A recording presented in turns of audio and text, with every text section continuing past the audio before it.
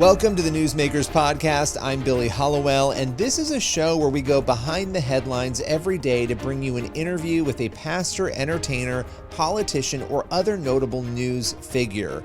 And this is a show, again, it's daily, but it's based on our weekly TV show, which is also called Newsmakers. You can watch it on the CBN News channel and also on our YouTube page. And on this show, every day, we dive deep. It's a little more longer form with one of the people who you will often see on our Newsmakers show or across the CBN News platforms. On today's Newsmakers, it has been 1 year since the horrific terror attack, the Hamas attack on Israel, and it has been absolute chaos in the Middle East ever since then. Today we are sitting down with Dr. Shafir Botner. He's a veteran helicopter paramedic, and he was serving and rescuing and saving lives on October 7th and the days that followed. He's going to join us today to talk about that journey, what it's like to be an Israeli, and his hopes for the future. With no further ado, here is Dr. Botner. Well, I appreciate you joining me today. Let's start with October 7th. We obviously are here at the 1 year anniversary of that horrific event. What is going through your heart and your mind as you reflect on this past year and the fact that it's been 12 months? I mean, it's almost unbelievable. Actually, yeah, that's unbelievable to think that we are a year from that horrific Saturday, October 7. It's been I don't know if crazy year is the right term. It's unbelievable year. I never even imagined that we will have such a year. The people who lives in Israel, it's quite, I would say, normal to have crazy or intense life, but I have never imagined it will be a year of war, and unfortunately, we can't see the end. Of course, we are more optimistic these days from the day on October 7, but we still cannot see the end. But we are optimistic. Well, and being optimistic in light of all that's going on, obviously, as we're talking, there was just an attack by Iran, and there's a lot that's still, undecided on where that will go next and how Israel will fully respond to that. But we're not really here to talk about that as much as we are, and we can touch on that if you like. I really want to go back to October 7th because your experience, doing the job that you do, saving, helping, rescuing others. Take us through your morning that day. How did it start and what unfolded? Well, it was my Saturday off. I was at home. And like the rest of the people in Israel, I woke up from the sirens that were being all over. I know it sounds strange, but from time to time, that's what's happening in Israel. The sirens with no any pre-notification. But on that morning, it felt different because the sirens were all over. Dozens of sirens in less than a minute. And to be honest, the first few moments, I thought it was false alarm. From time to time, I thought maybe it's a technical problem with the system and false alarms. But on my mother app, my Magen Adom organization, the national organization in Israel, we have an app, and I saw notification that injuries around Israel, about injuries. So I realized it's not a false alarm, and I realized that something big and different, unusual is happening. So I did what I used to do, every time it's happening. I put on my uniforms, went on my car towards the place they need me. I live in the south of Israel, so the natural place for me to go were in Beersheba, the big city, the capital city of the south of Israel. So I went over there, but in a very short time I got a call that I'm needed at our helipad, the place that our helicopter is located. We have one helipad on the north of the country and one on the south. One part of my job in Magen Adom is a Medivac paramedic, and I'm once a week I'm doing 24-hour shift. On a daily basis, I'm the manager of the paramedic school in Magen Adom. So I went to the helipad and we started operated another helicopter since even before noon. That was the first time I went on the helicopter on October 7th. Even, by the way, without knowing the real size of the event. We didn't realize what is happening around us. We know there are sirens, missiles, and that's the only knowledge I knew on the moment I went on the helicopter. I know there are many injuries, but I had no clue about what's happening in the kibbutzim and the small suburbs next to the Gaza Strip. How much fear did you have in those moments? Because as a paramedic doing the work that you do, you've seen a lot of things over the years. I'm certain of that. But going into this without the full knowledge of the fact that this is a massive coordinated attack, a terror attack on Israel, but there are people, as you said, who are injured. How much fear, how much consternation did you have in those moments? Maybe paradoxically, that was an advantage, not knowing the whole reality picture. I mean, if I'm sure that if we would know the amount of terrorists invading to Israel and how much far did they reach inside the territory of Israel, crossing the border, I'm sure that in some of the places that we landed with the helicopter, the pilot would say, we cannot land over there because someone might hit us. Might someone, hit us while we are trying to land or flying above. So not knowing the situation might be an advantage at those moments, but basically, I mean, I'm used to be, as you mentioned, to be a paramedic, going to the dangerous zone, but that was never a war zone. I mean, Yeah, this was different. I mean, this is that unimaginable. Once you got in the helicopter, what happened from there, and what did you start to see? the first evacuation was from the helipad. I mean, we got a phone call, and the dispatch center told us in less than 5 minutes you will get 3 severely injured soldiers. So the first departure was from there. We got a soldiers, and it was actually less than 5 minutes, as the dispatch center said, and we took them to the center of Israel. So on the way to the center, while we're flying above the south of Israel, we saw a picture that it was like taken out of a war movie. I saw a smoke everywhere, and I could even felt and smell the smell from the ground.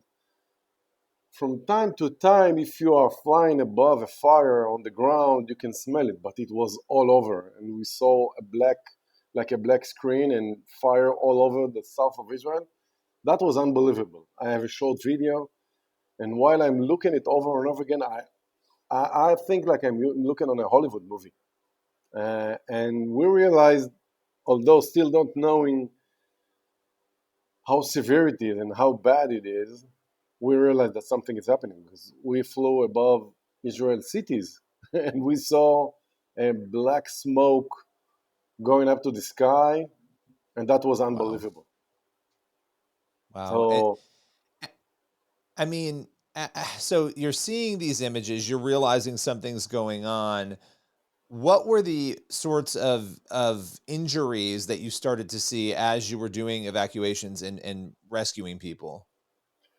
yeah, so from a paramedic point of view, that was not something that I'm not used to see. I mean, from time to time, you can see people that got shot, got burned, or even severely injured. But the intense and the amount of the people that I saw on that day and the day after and the 3 days after was unbelievable. And while treating one person to get more and more calls and people asking our help, the intense of that, the amount was nothing that I could even imagine that in one day I would many people calling and needing my help That was unbelievable. But I saw people that were shot, people that were crushed while I treated one young lady from the Nova Party. And we took her out of there about 6 or 7 hours later, and she was shot on her back. But on the way to the hospital, she told me that she can't move her legs, and she think that's because she was hiding under a bunch of corpse. I know it sounds bad, but and she saw that perhaps she couldn't move her legs because of that. That's something I never thought I was even heard from an injured person. I saw people mentally unstable because the thing that they saw, and they were just asking help. Someone, one of the policemen that I was treating, he was also, by the way, was injured in the Nova Party. He got shot from a kalach.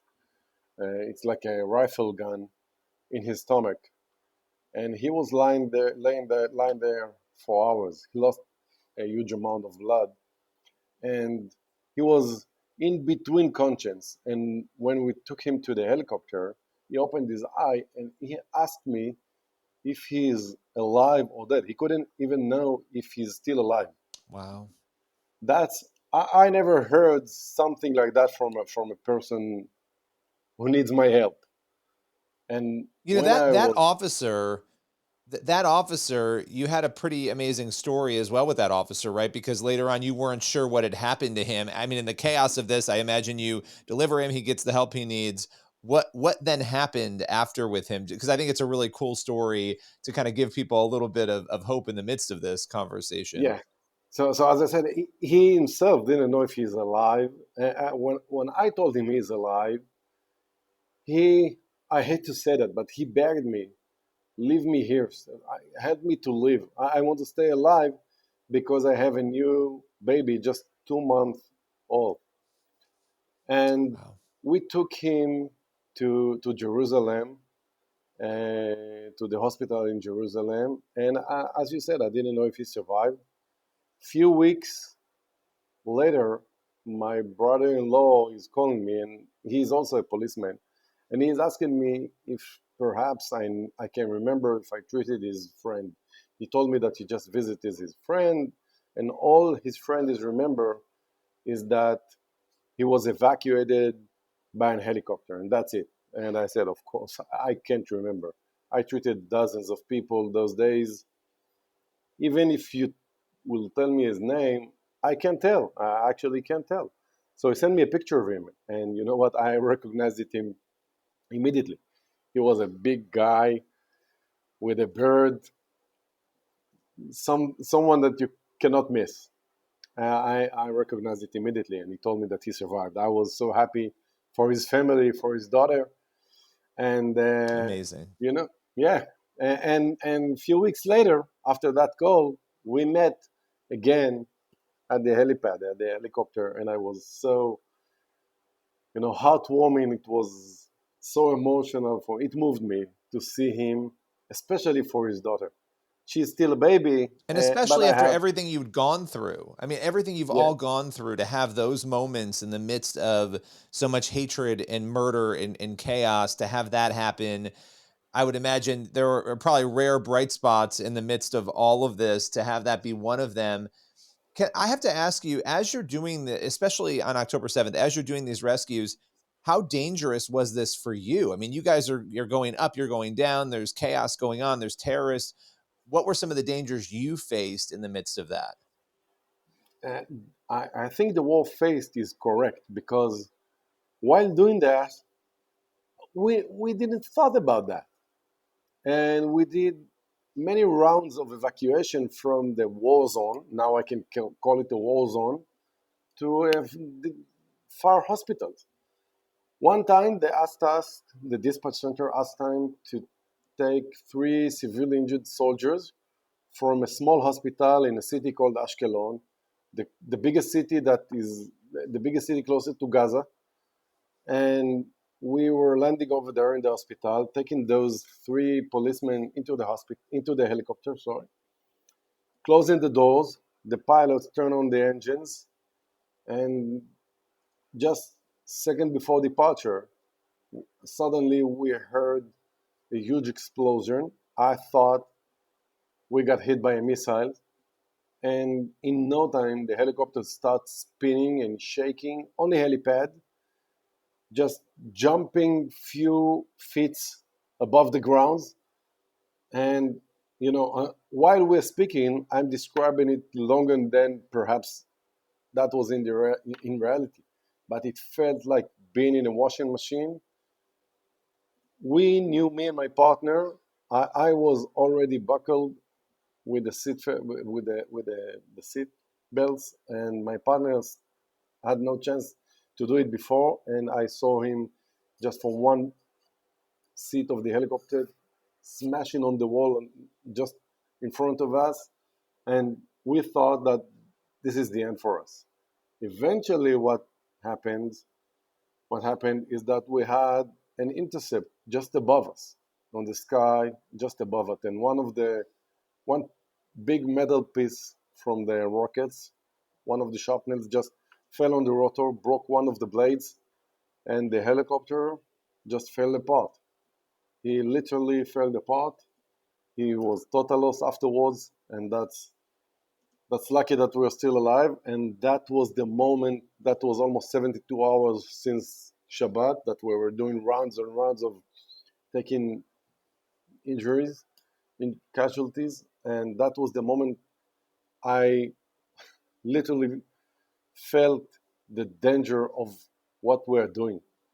And and I also realized that I left my family back home behind me. Usually, I'm doing this job many years. When someone needs me, I'm just leaving my house without even thinking about what I'm leaving behind me, because I know they're safe. And that was the first time I realized that behind me, I live in my family without knowing if they're safe or not. I realized that they were closing the doors, the windows, sitting inside the shelter in the house without knowing what's happening with me. They were connected to the social medias. You know, young people living in the social media those days. And while I was shouting in the radio that we got hit, I had a chance. I don't know how I managed to do that, but I was when we were shaking inside the helicopter. I was shouting to the radio that we got hit. My logic said that we will need an ambulance to treat us in moments. So I asked ambulance, and someone heard that radio and wrote on social media that Magen David Adom helicopter got hit in Ashkelon. My daughter, she is also a volunteer in Magen David Adom, our ambulance services. She saw that on the social media, and she knew that I'm on the helicopter, and she started calling me again and again. Eventually, I answered the phone just to say that I'm okay, and then I realized what I'm leaving behind. For the first time after 20 something years of doing that job, I realized that when I'm going, my family stays on my back, and sometimes they need me as well. We Yeah. left Yeah. I home. mean, wow. As you're describing this, I'm just thinking about, these things that you take for granted every single day when you're in the midst of your safety being threatened, right? You're now it's not just that you're there helping other people. You are doing that, but you also are in danger. That puts everything in a totally different perspective for you. Totally different perspective. That evening I came back home for the first time from Shabbat. Of course, it was a very emotional moment. But afterwards, I have four kids. My little one, my little daughter, she wants to go to bed like every other normal evening.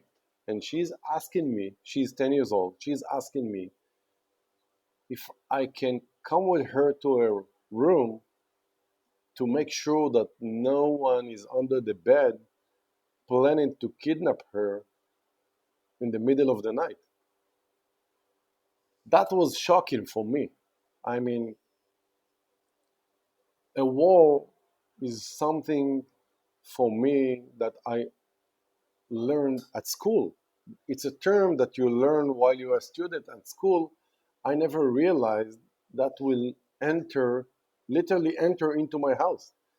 And I also know that the war is something that's happening on the border of your country. I never imagined it will be inside my country.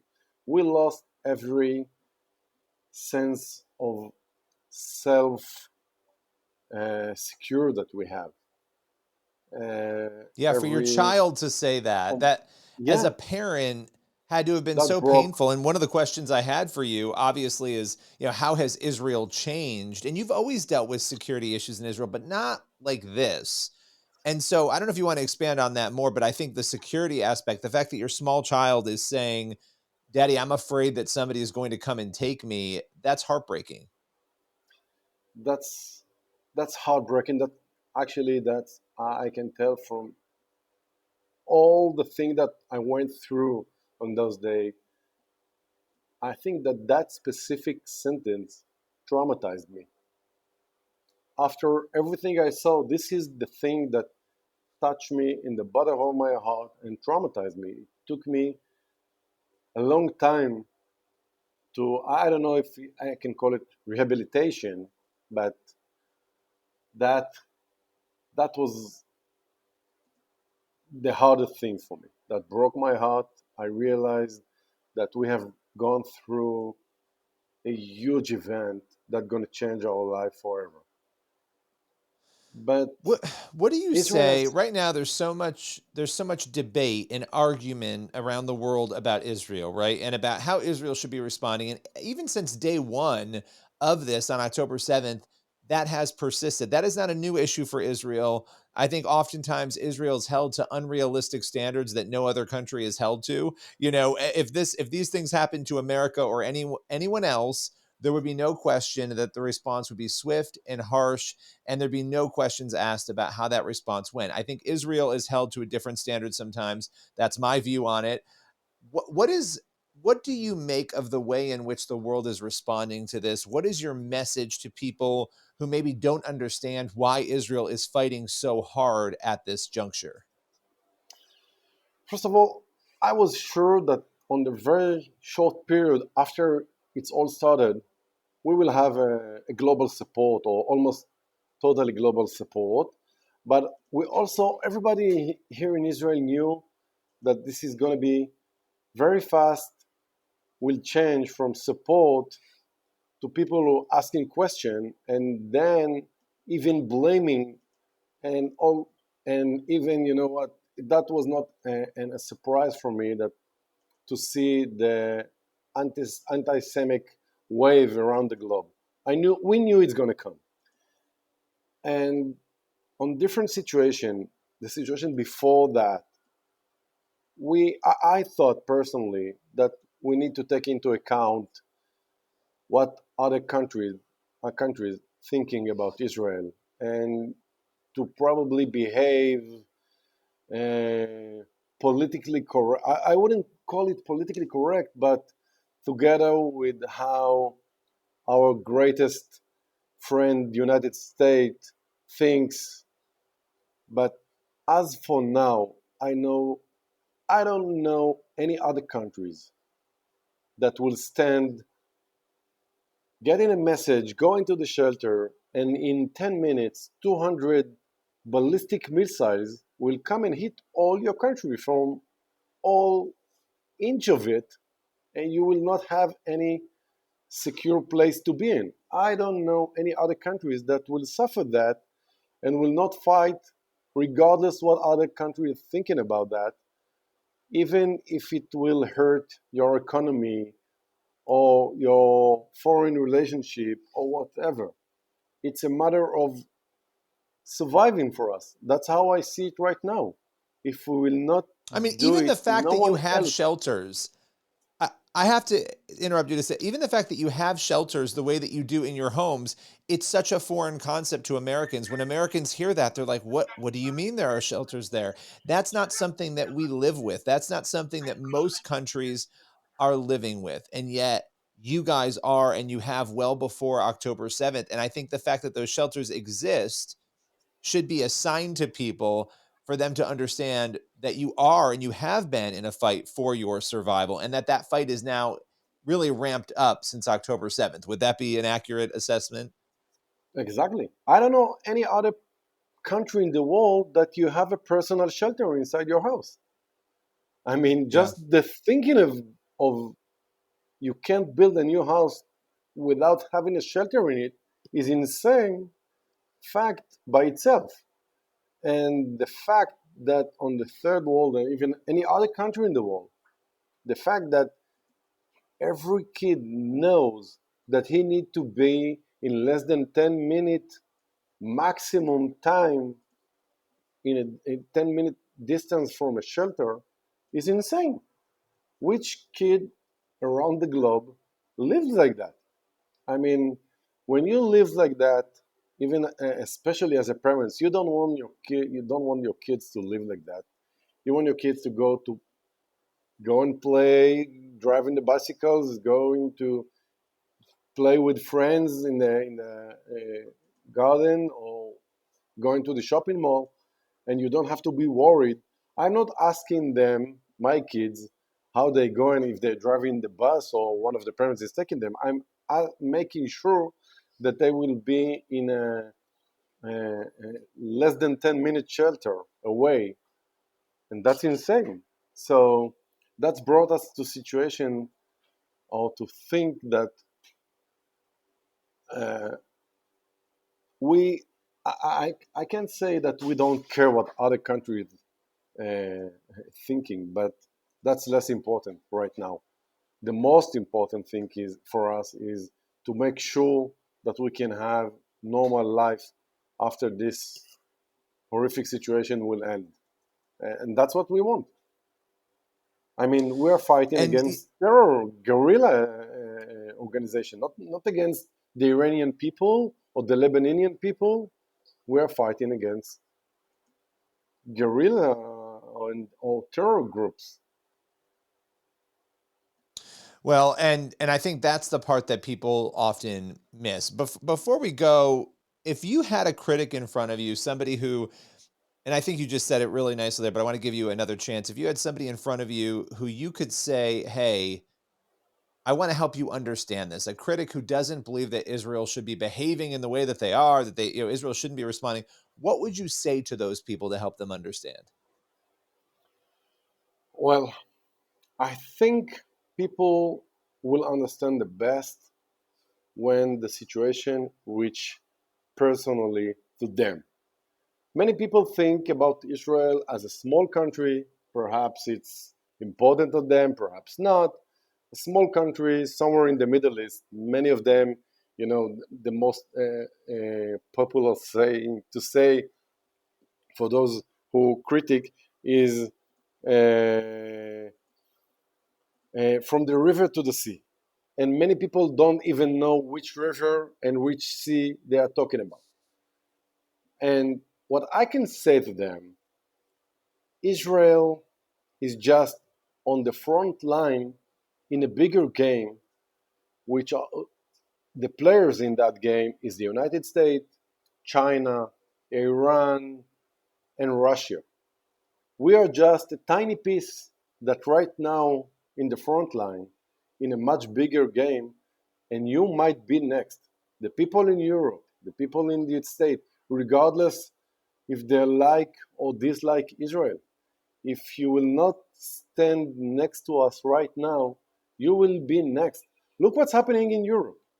The governments in Europe, the anti-Semitic waves in Europe, the growing of the radical Islamic groups in Europe, and even in the States. Look at the universities. Look what's happening now. You are going to be next. That's what you need to realize. You don't have to like us. You don't have to be a fan of Jewish or Israeli people.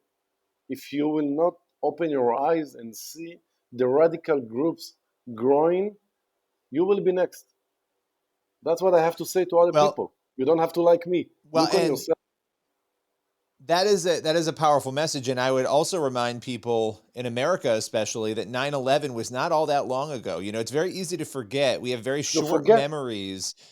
We forget. And you know, look, for Christians in particular, especially Christians around the world understand this issue, obviously, and support Israel, particularly in America, because, you know, we understand what is happening in other countries, right? What is happening to Christians in other countries, the persecution that exists, and what we're seeing happen with Israel, the entire push to obliterate an entire country, an entire nation of people based on hatred and radical ideology. That is something that, as you are saying, it has affected America and continues to. It has also affected Europe, really the West, and also Christians and Jews being targeted by this. So, you know, you're absolutely right. People need to wake up and understand that. And I appreciate you taking the time today, being very generous with your time, taking us through your story, truly. Well, first of all, thank you very much for having me. I think that's important, that will people hear our story. I'm taking it from the beginning to the end, taking our story as an example of what might happen, God forbidden, if no one will take a step forward and just stay back and say that's Israel problem. I don't mind. But unfortunately, people not just don't mind, they're taking one step forward on the wrong direction and think about it as the Jewish people are the problem. But thank you for letting me bring in this message forward and on to other people. And I know it's perhaps not connected to my last sentence, but every time people ask me, I must mention my colleagues that were murdered, kidnapped, Please. On that horrific attack on October 7th, and since then, many of our colleagues, paramedics and medics, were targeted on that day and were killed while trying to help other people. Some of them were murdered inside ambulances with the gloves on their hand. So I must mention Wow. that, and the world, even a war, have some basic rules, and you don't hit medical crews. And at this time, they were targeted first, and in order that they won't be able to save lives. So thank you for letting me giving that Unbelievable. message, and saying that I'm proud to do what I do, especially in my organization, Magen Adom, which is, by the way, I also have to say thank you very much for the people in America helping us to supporting our organization, helping us to found this organization, because I know it sounds perhaps strange to hear, but our organization, being part of the Red Cross movement, must be unpolitical and not funded by the government. So we are funded by donations and support, and many of our big support is coming from generosity of people from the state and all over. So I have to say thank you. And if you want to reach us and to support our Saving Life organization, you can go to Saving. I would look on the website savinglifeinisrael.org, and you can support us, and we will much appreciate that. And thank you for everything the people in the state is doing for us. Well, thank you. I so appreciate your time today. God bless you. Appreciate it. Thank you, and thank you for having me. That's all for today's Newsmakers podcast. Be sure to tune in for the next episode of the show, and also head over to the CBN News YouTube channel and the CBN News channel to watch Newsmakers every week. We'll see you soon.